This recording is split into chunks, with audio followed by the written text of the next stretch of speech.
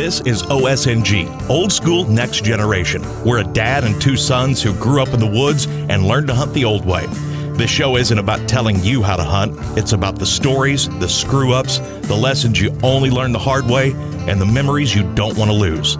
None of it exists without my dad. He taught us how to hunt, how to act, and when to shut up and pay attention. OSNG isn't a podcast. It's who we are. We're all freaks. And this is Old School Next Generation. All right, welcome back to episode number 2 of the OSNG podcast. Today's going to be a little bit different. We're going to tell you some stories about somebody that inspired us to do exactly what we're doing right now. We call our podcast Old School Next Generation, and in episode 1, we introduced not only ourselves, but my dad. His name was Jim. We knew him as Leroy. This isn't going to be a memorial. It's not going to be sad. He wouldn't wanted it that way at all. He was not necessarily loud or a man of many words, but you always knew what he was thinking, and he'd always let you know exactly where you stood. When you were hunting with him, if you messed up, he'd let you know immediately, but he would also let you know when you did something right. So we're going to share some stories about Leroy tonight. We're going to tell some ways that he molded the way we hunt, and we're going to have some fun because, believe me, Leroy would be having fun with us doing this. So that's what we're going to talk about tonight is my dad, Leroy. So I'm going to tell you a little bit about him. I'm Clark. Remember that from episode 1. This is Jamie. This is Jaden, my 2 oldest sons. Okay. We lost my dad last fall. He had hunted from the late 60s up until around 2015 or 2016. I hunted with him from the time I was 12 years old on. Leroy got his nickname from my mom. That's what she always called him. He was Papa Jim to you guys. He was Jimmy, Uncle Jimmy. He was Leroy. He was a lot of things to a lot of people. But what he always was interesting, to put it lightly. Ornery. Ornery was a good one. That's the word. Ornery was very accurate. Dad loved to hunt. When I was younger, before you guys came around, we quail hunted, we pheasant hunted, we rabbit hunted. But then as he got a little bit older, he got more into deer hunting, and that's kind of what he concentrated on probably the last 25 years that he hunted. He had some successes, and we'll talk a little bit about those. We talked a little bit about at least one of those deer on episode 1. If you want to go back and listen to that, if you missed that the first time, but we're going to talk about some other things that he did. He worked very hard. He grew up on a peach orchard.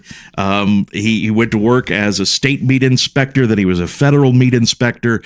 Then he went to work in the coal mines, and then he retired from the state of Illinois as a prison guard. So he did a lot of different things, and through all of that, he kept his focus on family, on hunting, and on the people that he loved. He was ornery. There are some stories we can't tell. Some of the best stories we can't tell.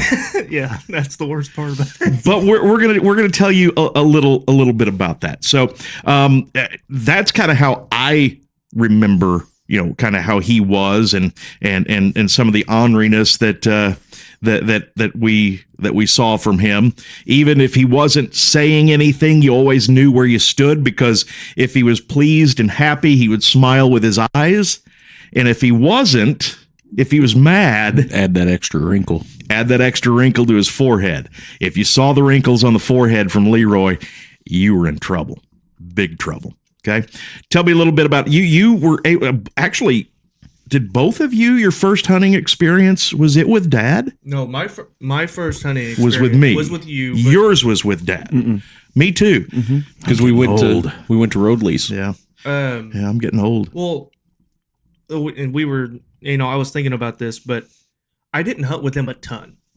Like, when you got into it was kind of toward the end of him. So hunting, I don't have a ton of hunting stories with him, and there's a few things that I remember, but I don't have as many as he might, obviously you, but I was toward the end, and that's just that's how life works. Yeah. What about you? You used to go in the ground blind with him, especially during shotgun season. Well, yeah. You had some interesting times. Oh, yeah, we did. Dad and Papa would hunt all day during gun season. And I wasn't able to really do that when I was younger. I didn't start doing really anything all day until late high school. But gun season... You couldn't sit still. No, I still can't. I still can't handle You're it. as big as you and you can't sit still. That is not good. Butt gets sore, man. Anyway. I'm going to leave that alone. I wasn't going to say anything. I'm not even gonna I wasn't going to say anything because Nope. it probably would have been yelled at. Nope. There. Anyway, Yep. one of my favorite things about hunting with Papa was morning hunts, which is something I don't enjoy. I'm a morning person. I do not enjoy morning hunting. Because And- you don't like walking in the dark. Absolutely not. If he hears a coyote yell, he is running back to the truck. It's That's over not before it even true. starts. Not Pretty true anymore. You don't even hunt in the morning, so nothing's changed. I like going in after daybreak. That's more of my thing. But Papa, it was not. And Oh, no, an hour before. oh my God, yeah, so early. You would watch the moon rise, get in your stand, and then you'd sit there all morning. Mm-hmm. But he made breakfast. Oh, breakfasts were amazing. That's right. Hunter's breakfast. Yes. And I don't know how Nana put up with that because we weren't quiet. No. And it was early. I mean, it would be Real 3 o'clock. Yeah. But- And you he's cut- frying eggs and bacon It's and 3:00. And sausage, no you're bacon. Preparing for a Well, hunt. I like that's- bacon. It's 3:00 and you're preparing for a hunt that's across the road. yeah. Like you're not even going. For Yeah, it. no. Sunrise is 6:30 and And he's we're in the fixing kitchen. breakfast at 3. But he would make us Yeah. this awesome breakfast. And we had a routine.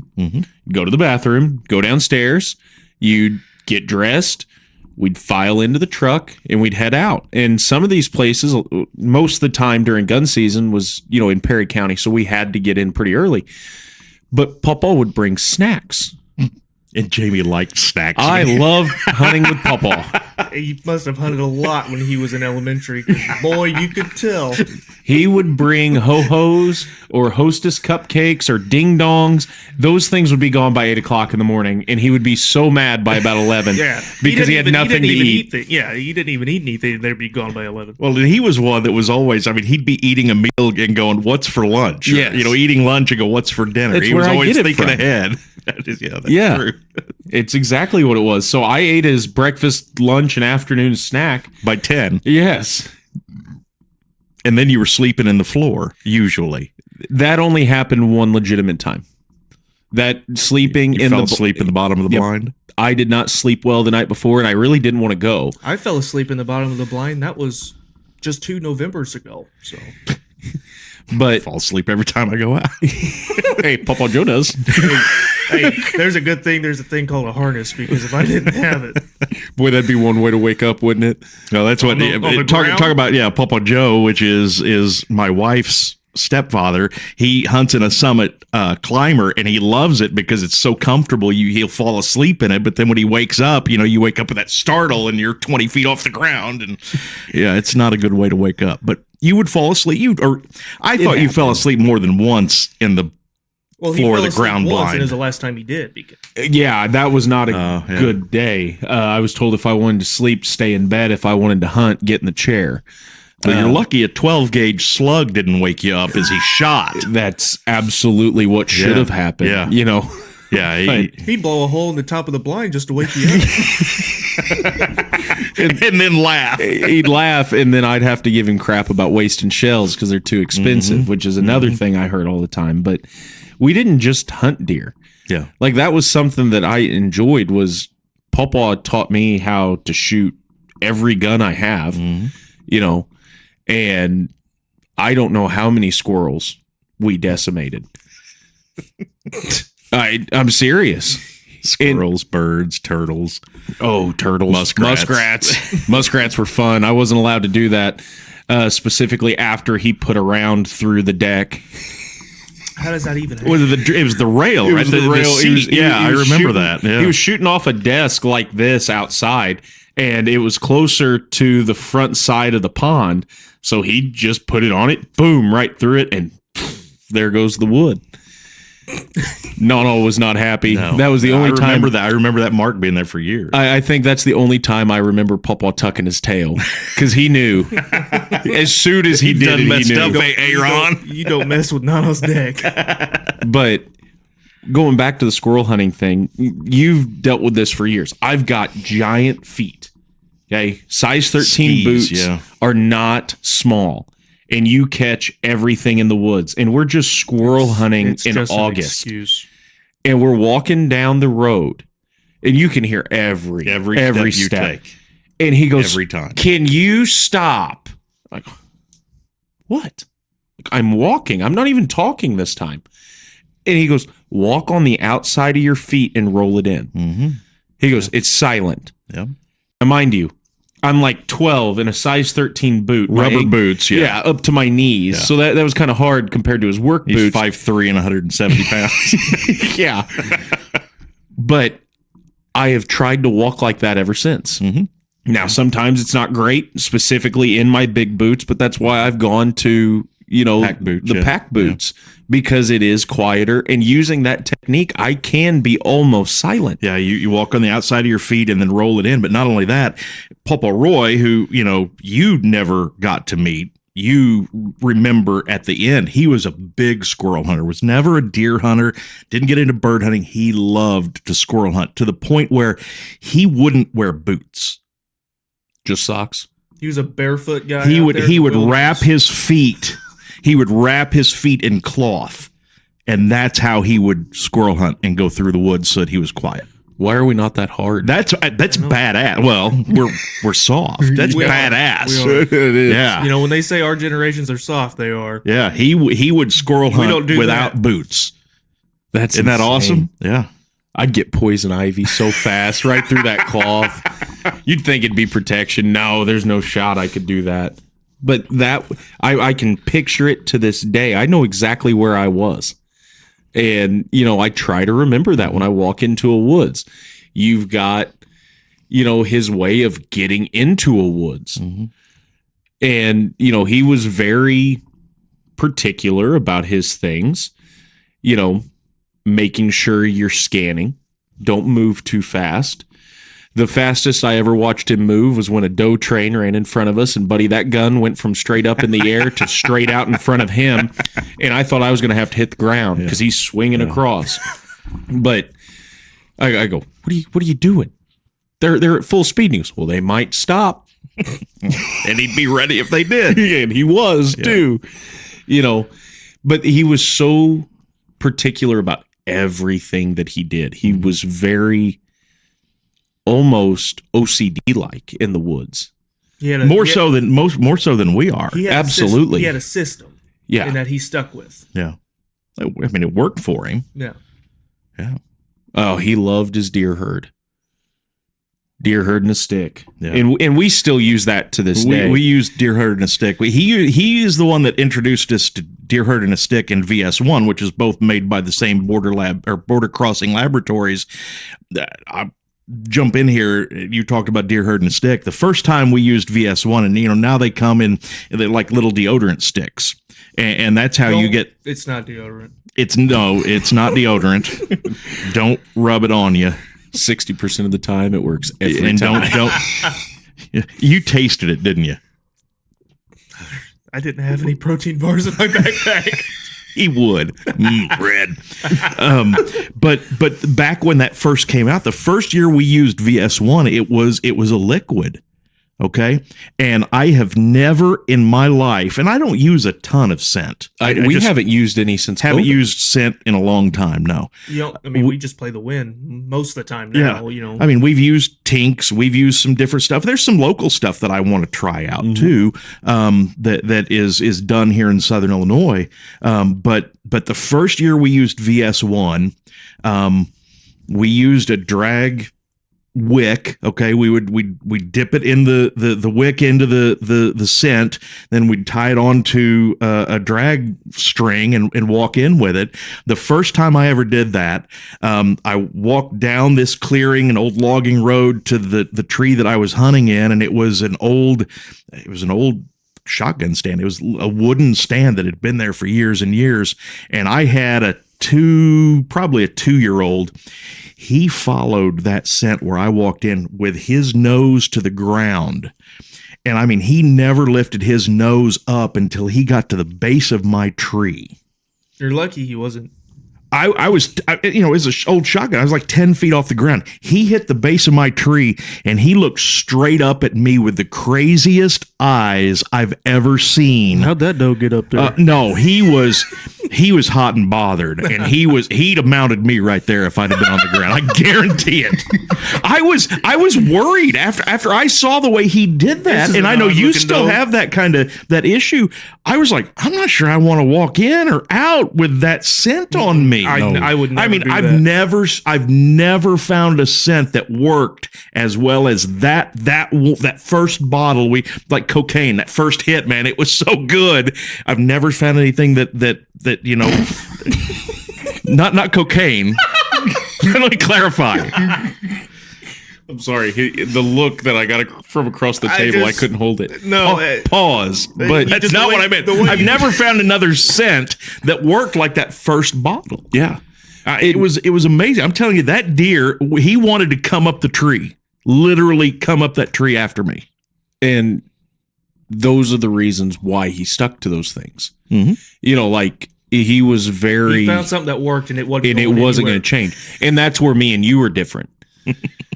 I do have a little of that in me.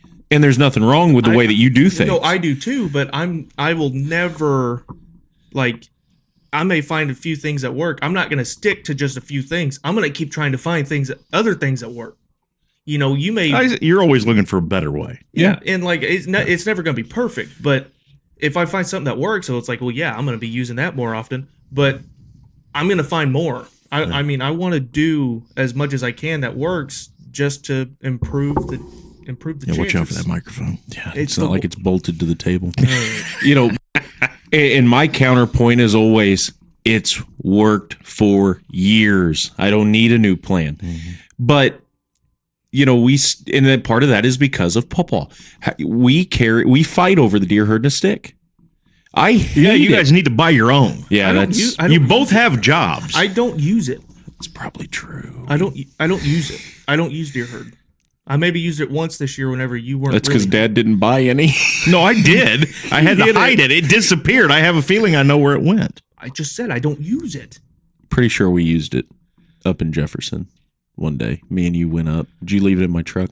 Oh, that's a possibility. I couldn't find it. I thought he stole it. No. I went through his backpack one morning looking for it. Did you find it? No. Yeah, I didn't use it. Yeah, but that's like a normal thing. I find my stuff in your guys' backpacks constantly. Listen, it's a group effort, okay? Like, if I don't have something that I might need that day, I'm going to take it. All right. Bring it back. You two would bicker the rest of the show. No, I want to get to this. Okay, I hated deer herd. I could smell it as soon as he took the top off. Well, he'd rub it on your hat. Thanks for my story. Oh. Way to go. So we'd put it on our boots and we'd walk in. And once we got to the top of the tree, and I still do this if I can. Sometimes I don't feel like I need it, but depending on my wind, I will. He'd put it on the side of the tree to kind of cover our scent up in the tree. And I was sitting there and he knew that I hated this stuff. I literally would have to cover my face and, and that man, soft. He rubs it. I was 8. That's the difference. I was 8 years old. He rubs it on the tree. No. On my hat. I don't know. No. Probably not. Mm-mm. I can handle it in the tree. But no, that man. I've seen you change a diaper. That's way worse than deer herd. Because I've seen you gut a deer, so it's just because he hits the stomach every time. That butcher, it doesn't bother me, so I actually do it. See what you guys will do. That butcher blood from Leroy didn't hit you. I'm sorry. He rubs it on the tree, and the next thing I feel is I just start gagging. We're in that antenna stand under the hill across from the house. And I just start gagging in the stand, and he thinks it's hilarious. And I know I'm supposed to be quiet. I can't make a noise. I can't do anything. Here I am.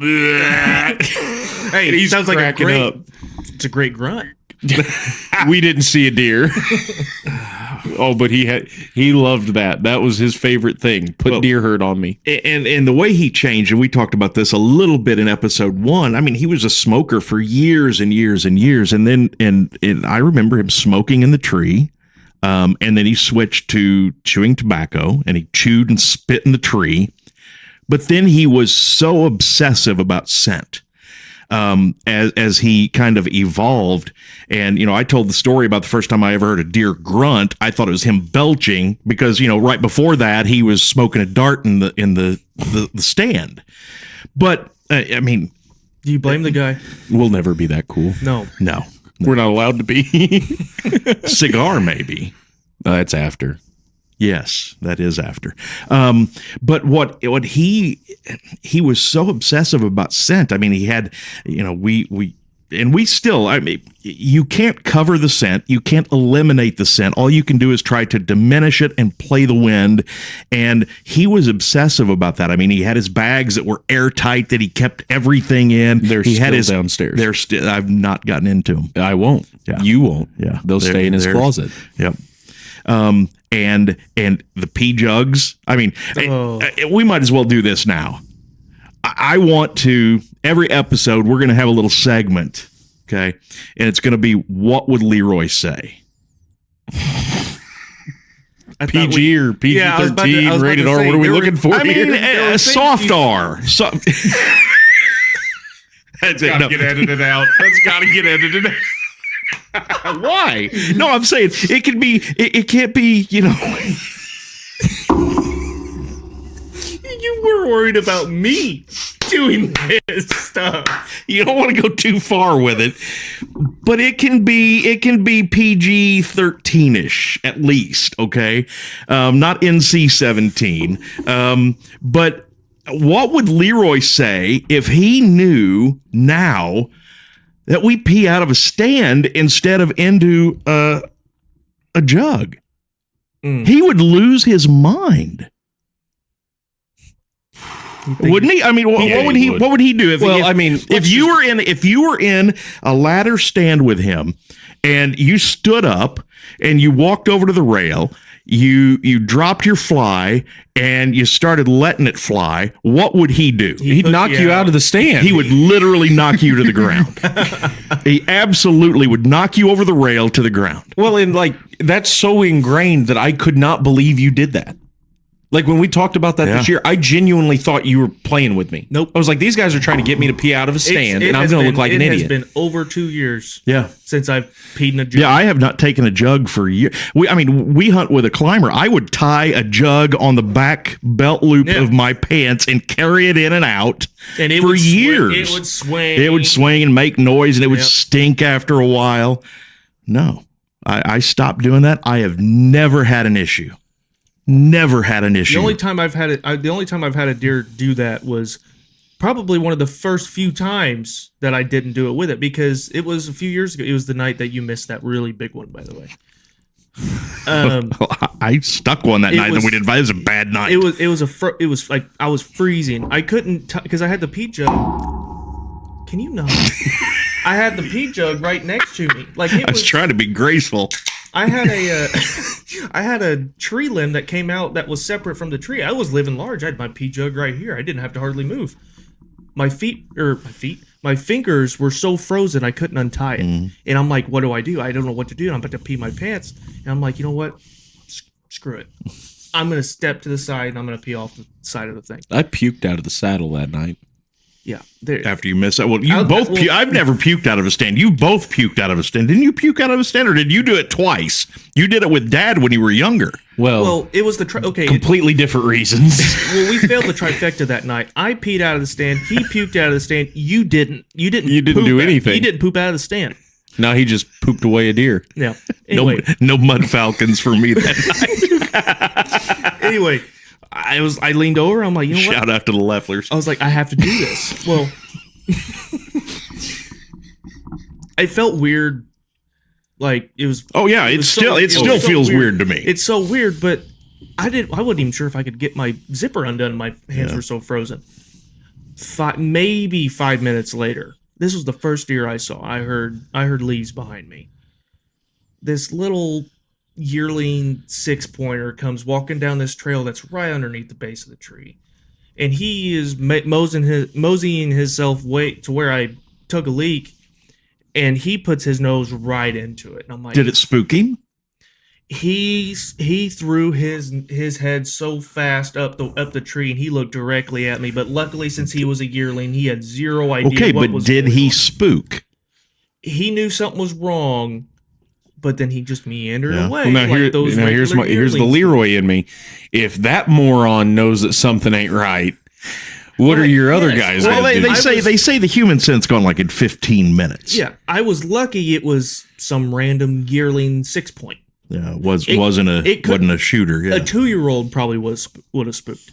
I've never had one spook. But that's the only time I've had one come. Oh, I've had them come within bow range within 10, 15 minutes, and they've never let on. You know what they say.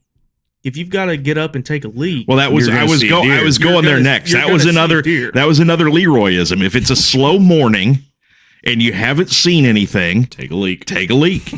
Guaranteed you'll see deer, and it works 60% of the time. It works every time. Yeah. Hey. But that's what would Leroy say if he knew that we peed out of a stand instead of into a jug? We wouldn't be allowed to go with him. Oh no, he would not allow us to hunt with him. It wouldn't be words; it'd be actions. Yeah, you'd get the line and the. Are you serious? What are you thinking? Yeah, I can picture his face right now. The only time I've had an issue with that, and sometimes you just gotta go. Yeah, that was one of those days. I had some does around me. No, there's 2 times I've had an issue. I had some does around me, and I had to go, and there were no bucks around. I'm like, screw it, I'm going. And I stood up real slowly. I let it fly, and when it hit the leaves, they all, and they're looking around. Must have been real dry that day. It was, yeah. I mean, it was loud, and they start doing the bob the head thing. Yeah, but that's the only time I've ever had an issue is when I literally peed on the leaves with them like 15 yards away. That's the only time I've ever had an issue. Did they actually spook, or they just heard something? No, they didn't spook. They just thought it was raining. And I mean, you can't stop it because it stings.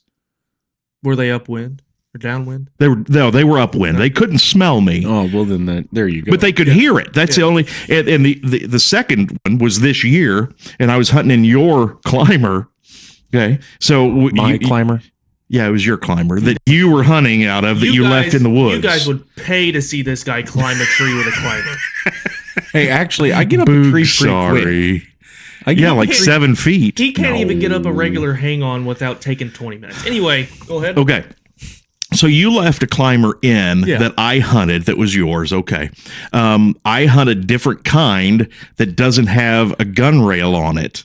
So no, you use a Summit. I use a Lone Wolf. I like mine. It's lighter. I like climbing with it. We not. Get it. You're rich. Yeah. No.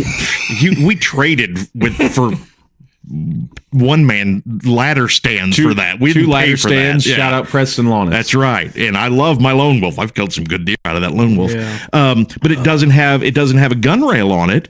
It is not as comfortable as a Summit. You do not fall asleep in that. I wouldn't want to fall asleep in that by design. Yeah. Oh, absolutely. But I stood up and I got a little too comfortable with the gun rail on that because I'm like kind of leaning against it because you've got paracord wrapped around it for soundproofing. So I'm leaning out and I'm letting it fly, and I got a little bit off center. You got a little too relaxed. I got a little too relaxed, and I got a little bit off. My weight was a little off center on the gun rail, and the seat shifted on that thing.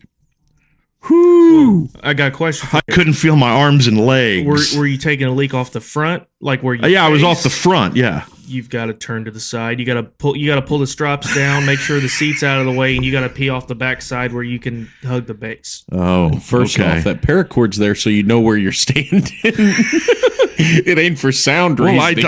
I don't want to pee on it because. Yeah, I mean, if you do get it on there, I understand. It's going to stink after a while. But I got off center, and when you get off center with a climber, it's not a good thing. And it shifted, and flapping in the wind. And I thought I was tethered in. I had my harness on, but at that moment, I thought I was taking a fly and leap, man. I thought I was going down. Could you imagine walking up to the tree? That's all I could think of there. That stream got cut off so quick. Oh yeah. It was like, nope. Well, you know what? I'm good. Don't have to pee anymore. While we're on the subject, this might become an every episode thing. What? Oh, you did it the first episode too. I mean, we're 29 minutes in. Yeah, bladder of a squirrel. Yeah. So I told, a Leroy story in episode 1 where the first time I heard a deer grunt I thought was him belching. Watched him smoke cigarettes out of it. But there were some other, Leroy was ornery. And lots of times that was a playful ornery. Lots of times that was a practical joke ornery. But sometimes that was an ornery. And making you 30 minutes late for basketball practice. Like making you 30 minutes. Yeah. Jamie, we were out of town and he stayed at my parents' house when he was in high school and he stayed out too late. Oh, boy. And the next morning he had basketball practice, and at 10 minutes before practice time, Dad decided they were changing the oil in Jamie's car. There's 18 inches of snow on the ground. And he comes down the driveway. It's about 100 yards from the barn. And he had a little bit of a saunter when he was aggravated. You could see those heavy steps coming down that hill. And, buddy, he was waiting on that door to open. And here he came. And I saw that walk, and I'm like, here it comes. I had been out till about 2 in the morning the night before. Didn't have a ride home. Had rode with a few friends to Buffalo Wild Wings. And I got home at 2 o'clock. Practice is at 10. I'm running late. Your mom and I are in the Dominican Republic. Had no idea any of this happened. Well, yeah, shout out Nono. But he comes down the driveway at 9:50, and I am trying to get out. I know I'm late. I've got to go. And he walks up and he goes, check the oil in your car. Papa, I've got practice in 10 minutes. Why would I have checked the oil in my car this morning? No, I've got to go. I've got practice at 10. He goes, we're going to check your oil. And I'm standing there like a cartoon, tapping my foot. I'm checking my phone. I'm like, you gave it this, didn't you? Yeah. I'm like, the white cat. I'm like, okay, man, it's fine. And he looks at it and he goes, it's low. I'll be back. And there he goes back up the hill. Sauntering, yeah. And I just want to crawl into the hole. I'm like, oh boy, this is not going to end well. Mm-hmm. And about 10:25. And practice at what time? 10 o'clock. About 10:25, we finished the oil in my car. And, buddy, I flew on those back roads to the high school to make sure that I was no more late than I already was. And I'm sprinting through the parking lot. I'm ripping off my sweatshirt and dropping my sweatpants into my practice clothes. And you were a sophomore or a junior at this time? Sophomore. Yep, I'm a sophomore. And I'm like kicking my boots off and like trying to throw on my, my basketball shoes. And I sprint into the gym. And Coach Garner looks at me and goes, where have you been? And number one, terrifying. I'd had enough for the morning. It was like I needed to wake up from a bad dream. And I go, my grandpa wouldn't let me leave the house without changing my oil, and he decided to do it at 9:50. I swear to God, because he's looking at me like there's no way. And I'm like, this is as true as can be. And he goes, we'll handle it later. I'm like, Tallies. Yep. 10 of them. Yep. So I get home that afternoon. And he goes, you going to stay out that late ever again? I'm like, nope. No, sir. But see, Papa didn't punish you. Oh, he did. No, he didn't punish you. He made sure you were punished elsewhere. Exactly. Because He didn't do it. He just made sure someone else would. He didn't cry real often, especially when he was younger. As he got older, as we all do, we get softer. I've been soft for a long time that way. But when anytime he spanked any of the grandkids, tore him up. So he didn't want to discipline you, but he wanted to make sure that you got the lesson. I don't know. It seemed like you really enjoyed it. Oh, he did. Oh, he knew what he wanted to do because he never had that problem with me. No. But with the grandkids, he didn't want to spank. He didn't want to discipline. Spare the rod, spoil the child was definitely Leroy's mantra when I was younger. Yeah. So, but yeah, I mean, you learned that lesson, didn't you? I pushed that boundary and I got knocked backwards. Yeah. So in episode 1, I told a little bit of the story about how we lost one of the hunting grounds that we had hunted on since I was a teenager, and that was part of that orneriness that he had. And you know, I teased it a little bit. I glazed over it a little bit the first time, but I'm going to tell the story. Why not? He was wrong, and he wasn't always right. He wasn't always perfect by any stretch of the imagination, but he was Leroy, and everybody that knew him loved him. But we were going hunting, Dad and I were, and as we left the truck walking in, he looked at his bow and something wasn't right. Something was broken on it, and of course, you know, I got to do this. Yeah, he goes, and I said, well, do we need to go back? And he goes, I'm going to go back. He goes, you go ahead and hunt. And he said, I'll pick you up at dark. Okay. Well, this is just across the road from where the house was, and it was a woods that we've hunted for years and years and years, and where I was, I couldn't see the road because I was down a bluff, but I was 300 yards from the road. I wasn't that far. And just after sundown, between sundown and you know, end of shooting light, I hear yelling. I could hear yelling. I'm 300 yards away.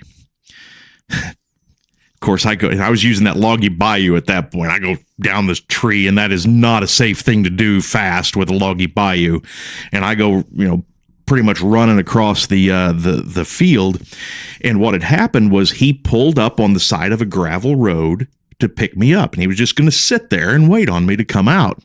Well, while he was sitting there waiting, somebody came down the gravel road fast, and right past where he was, they dive off across the ditch and throw rocks on the truck, drive across the field and into what at that time we called the hog lot. Now it's part of that field.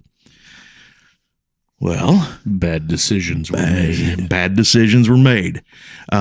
Because Leroy, this was, I mean, when he hunted a property, even if he didn't own it, he protected it. Yes.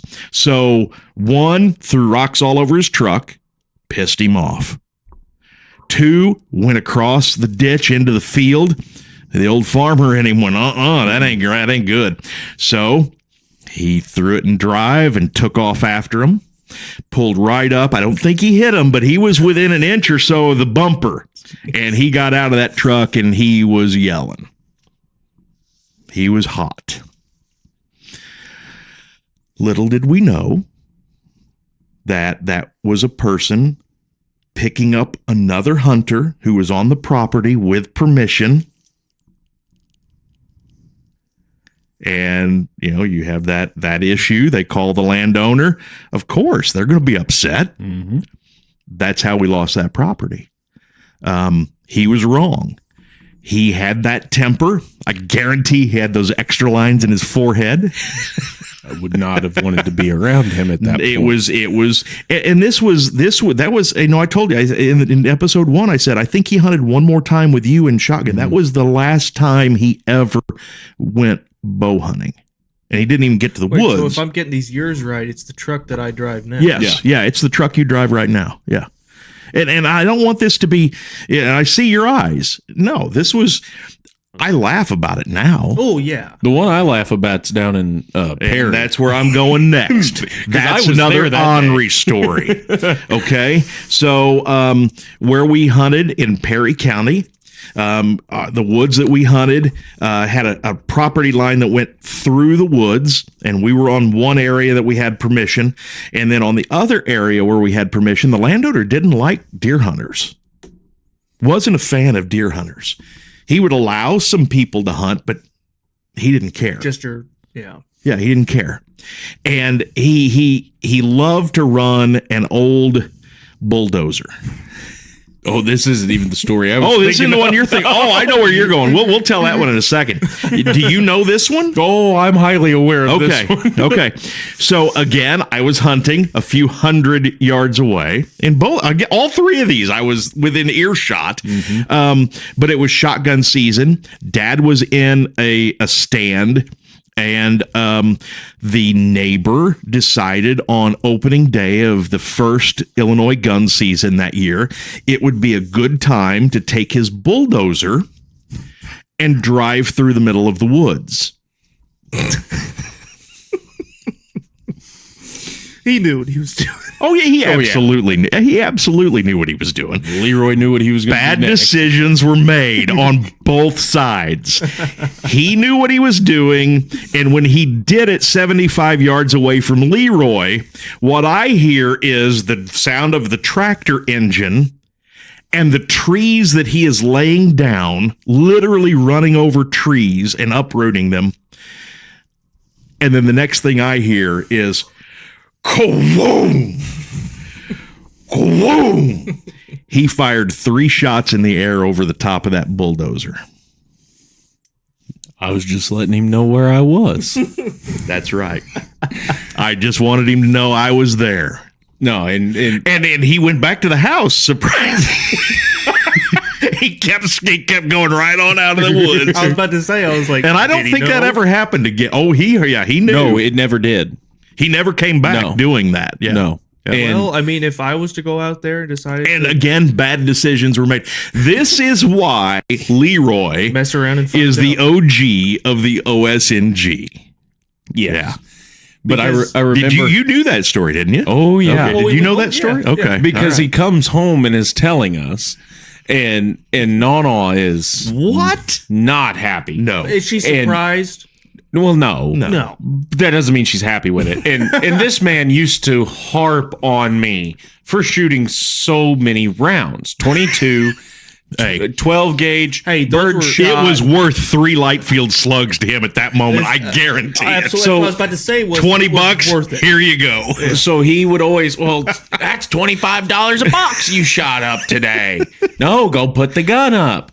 So as soon as he comes in, I go, that was $9 worth of shells you put in the air today. He didn't find it as funny as I did. But that was him.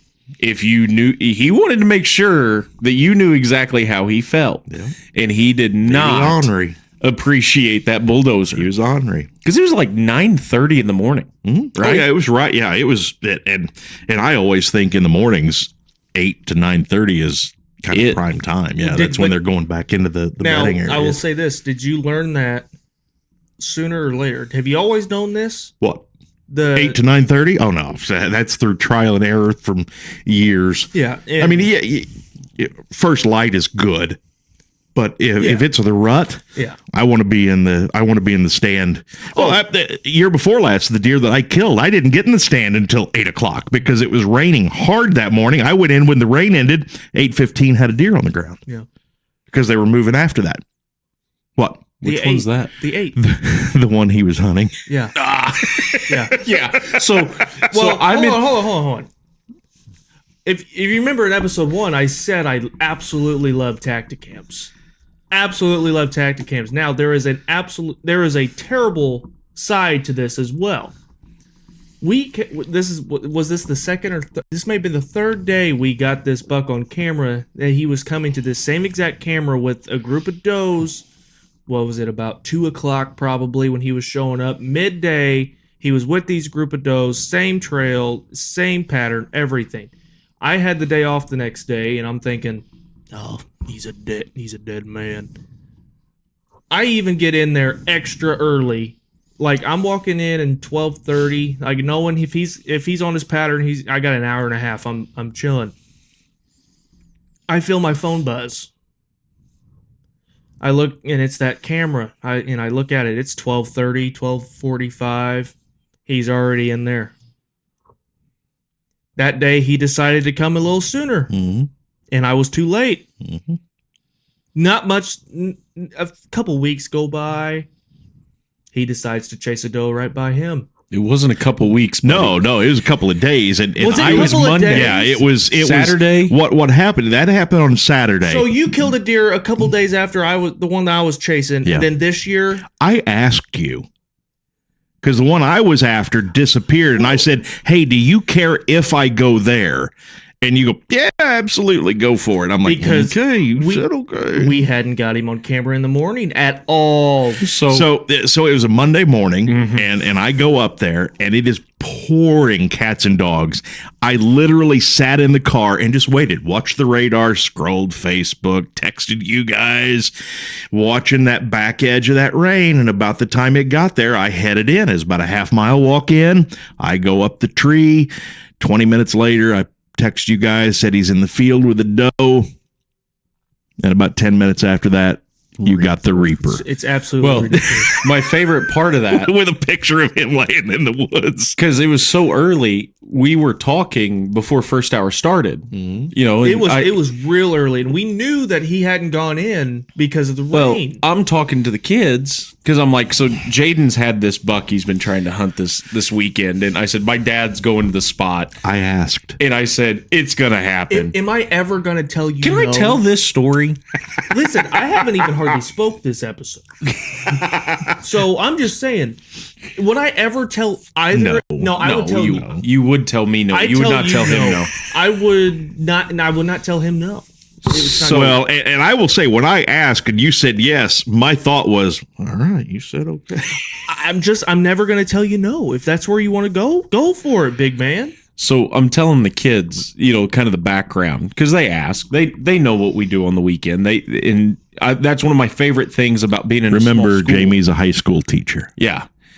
That's one of my favorite things about being a high school teacher is I'll have kids bring me skull mounts and Well, shed antlers to High school teacher in rural 1A school. Illinois. Yeah. yeah.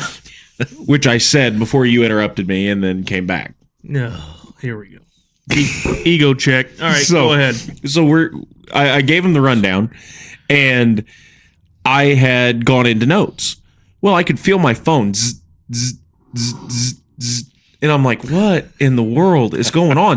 That was me at my job, not having anything to do, and I see the Reaper meme, so I get and to I'm losing my mind. I get to a new slide, and I'm like, here, write this down real quick. And I go and check to make sure everything's all right because I know you're in the woods. Mm-hmm. You know, I'm making sure everything's okay. And I look, and I'm like, oh no. And one of the kids goes, he got him, didn't he? And I go, well, based on the Reaper and the dead deer after it, I think he's got him. All right. Well, it wasn't Tony, was it, that said that? Yeah. That's 2 years in a That's row. 2 years in a That's row. 2 years in a row. Tell the story about Tony. We love Tone. So, I hope Tone is Tone a listener. Do you know? Oh, he'll hear about this, I'm sure. yeah, he probably will. He better. So, he kills a deer that we called Loki Saturday morning. You guys, Don't tell the whole story. Just tell I that know, part. I'm 'cause getting we'll get- there. we'll probably have a full episode on him. Yeah. Okay. I'm just saying. No, I was saying that to them. Go ahead. Be a tease. It's okay. So, puts a deer on the ground called Loki, and kids, you know, saw Facebook posts and things. They come in, they're like, Dad, got a good one, huh? And I'm like, yeah. And Tony comes in, he goes, yeah, about 7:10 in the morning. Boom, boom, boom. And Tony Kistner hunts about half mile or so, Three-quarters of a Yeah, mile closer away. probably to a He mile. goes, well, that was either the Lances or so and so. He goes, I got home and it was the Lances, and that made my day. It cracked me up. They He knew. knew. He knew. They heard that he heard the shots and he knew exactly where it came from, and he was like, "It's one of two people." I didn't want to track that day. Me neither. That's Hey, why, but- that's why there's I three flew. I would don't say feel like I would say tracking. we could say this: he was tough. Yeah. If that's what it resulted in, that's crazy. Yep.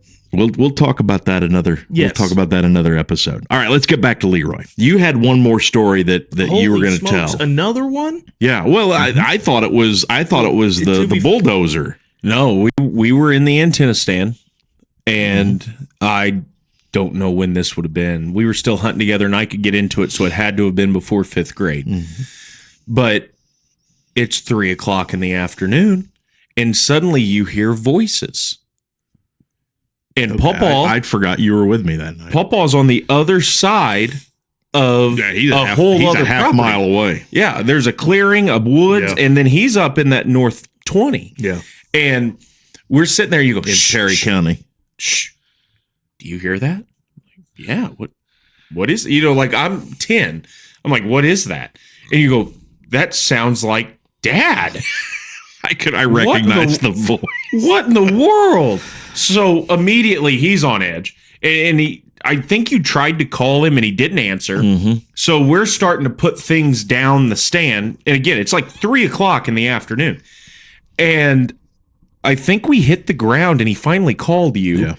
And I can't say what he said because I could hear him through the phone. But essentially, to give you the rundown, some dude had came through who did not have permission, A neighbor joyriding with his girlfriend on a four-wheeler. on a four-wheeler while Pawpaw was watching a field of deer with a shooter Yep. within 50 yards. And Yep. the field cleared, Yep. and he was not going to see another deer for the rest of the night, and then he made sure of that. And we could hear him a half mile away. Yeah. He got out of the tree and he went after him. Well, that was we heard that, but that's the same neighbor that jumped out of the standing corn at you. Oh, that you really? have nightmares about, and it's the same neighbor that you and I But that watched shoot a deer on somebody else's property and then go out and drag it across the property line. But this was when you were when we like, met him. I was 9. you were 9, yeah. So I mean, we've had lots of issues. That with was the first gentleman. one, though. Yeah. Yes, that was the first incident. Yeah. Yeah. Glad Well, we don't hunt there anymore. Hey, karma Yeah, sucks. Yep, that honestly, we had a lot of issues there. Yeah. No, and we have, when we lost, we didn't lose that property, but as kind of, yeah. Kind of. It was for the best. Mm-hmm. That was a property that, while Dad was hunting, we had access to. Once Dad kind of retired, Moved on. and everybody is better for it. And I think that we, number one, like you said, it made us better and we're blessed. But number two, those properties are gone. And, They've changed ownership, and yeah. Mm-hmm. And so is he. Like the best part about those properties were going to hunt with Pawpaw. Yes, yeah. Well, and I'll say this today. I went and walked one of our newer properties today. It's not brand new, but it's newer. What? We'll get to that in a second. Yeah. There's still a foot of snow on the ground, and he was Listen, itching to shed hunt so bad he went had anyway. An itch. I thought I was going to foam out of the mouth, and I'm like, I've got to get out there. I go, Anyway, okay, you're not going to find Anyway, any. I was thinking about this today, and we've got stories with Pawpaw in these older woods. I know where you're going. I agree. We've moved on since that's happened. Mm-hmm. These newer properties to us is kind of making memories with you. Yes. Well, it's the same thing. And Yeah. I thought about that too. No, you're right. I was like, in this certain woods, we have a very special moment that we'll get to eventually out of that woods. But I was thinking today, I was just like, unfortunately, time marches on. Mm-hmm. If anyone knows that song by Tracy Lawrence, Are you going to sing it? No, Your peepaw music? No. Well, It's a great Tracy song. Lawrence is coming to DuQuoin in March. You just gonna name drop us like that? I'm joking. No, Anyway, I mean, I'm just saying. get to see it live. I'm just saying. I was out there in the middle of it, and I was just like, man, yeah. I'm really No, you're living. right. I'm really living this now, and eventually I'll reflect on it. But I'm thinking we've moved on. But that's what I was getting ready to say is I would have a hard time going back to those properties. I It's not miss the them, same. and I miss the hunts. Yes. But I don't know that I'd want to hunt them again. I'd like to go back. I'd like to that's see it. to remember. Yes. That's fair. But I would not enjoy sitting in a stand in those No. properties because It's it would not- not be the same. No. It's true, and that's a great perspective to have, because it burned. I mean, it burned for a while. I mean, you drive past and it would burn. But you're right. Those were memories that we made with him. And now we're making our own memories on different properties. I like that. Wow. Druden had a mature perspective. Dude, okay, listen. I have mature perspective. For a Leroy quote here, blind squirrel finds a nut every once in a while. Listen, just because I'm a little special, I got some screws loose compared to you two, yeah, but I still think that way. I may not vocalize it. You just can't articulate. It happened today, and I was thinking, yeah, I'm gonna have to say something about that. Yeah, no, that's a great perspective. Now, again, I would like to go. The one property that we lost because of the bad decisions that were made, we were able to go in there. Yeah, mushroom hunting. Yep. A couple of years ago. I loved that afternoon. See, I didn't. It was me and you, right? No, I went. Okay, you didn't like it. No, I loved it. If he's talking, I know what he's talking about. It's been several years. Yeah. But going back in there was good. I enjoyed it. Now, and I kind of want to end on this, and we talked about it a little bit in episode 1, and I'm gonna name drop, okay? Because we do, after episode 1, we have a lot of local listeners that checked out the podcast. I talked about Dad and his buddies going down to the Shawnee National Forest. Okay, they'd go camping and bow hunt for a week, and then they would shotgun hunt that first weekend of Illinois firearm season. It was Dad, Gary Wengler, Dwight Bernard, David Jones, oh my goodness, Jim LaVault, Ted Thompson, Paul Janicio, Uncle Paul. You guys never knew. Chad's dad. Mm-hmm. Those were the guys that went down there. And have either one of you ever been there? Yes. You've been to there. That spot down in Shawnee. Yeah. You've showed me on OnX, but I've not actually been. I want us to go there this spring. I'm in. I want to go shed hunting. Back then, they would camp off Bowman Bottoms Road. If you're from Johnson County, you probably know exactly where that is. Bowman's Bottom Road, BOWMAN''S near Dutchman Lake. We would camp right by the road. There were roads that went back up in there, and at that time you could ride ATVs, not three-wheelers. Or I'm sorry, not ATVs, not four-wheelers, but three-wheelers back up in there. You can't do that now.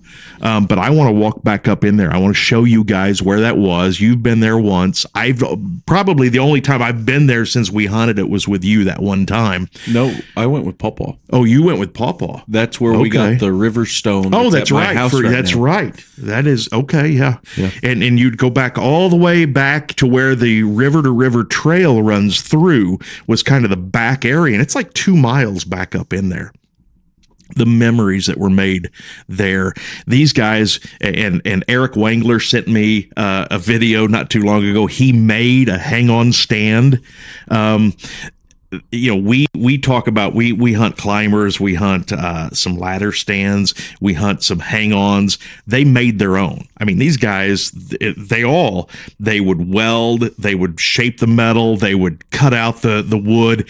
And I'm telling you, I hung some of these stands. These stands weigh like 30 pounds. They were hard to hang, but buddy, they were sturdy. And Eric made one of those this last year, and it was pretty wild to see. But they'd go down on Sunday, they would drive around on their four-wheelers, they'd scout out, they'd hang their stands, they'd hunt Monday, Tuesday, Wednesday, Thursday. They would cook out. Breakfast were amazing. It was such a fun time. And a lot of the memories that I have growing up and hunting with Dad and with those guys, that's special. Dad is the only one that we've lost out of that group. The rest of them are still around. I still see them occasionally. And that is special. And we'll end with one more story about Leroy, and it comes from Johnson County. And I had hunted an area and was walking back to the camp. I wasn't too far away from the campers. And I was walking down. I think our batteries died. I think they did. So we'll end that. I don't know if you can hear us or not. I'm sure they can. It's just not as crisp. Yeah. We can continue on next time, though. That's right. That'll be a story for the next time on the OSNG podcast. Thanks for joining us. Batteries cut us off just before the end of our show, but we'll be back with you probably next week with some more stories. Thank you for joining us. You can follow us on maxpodcastnetwork.com. You can find us on YouTube, on Facebook, and on TikTok. For Jamie, for Jaden, I'm Clark. We'll see you next time.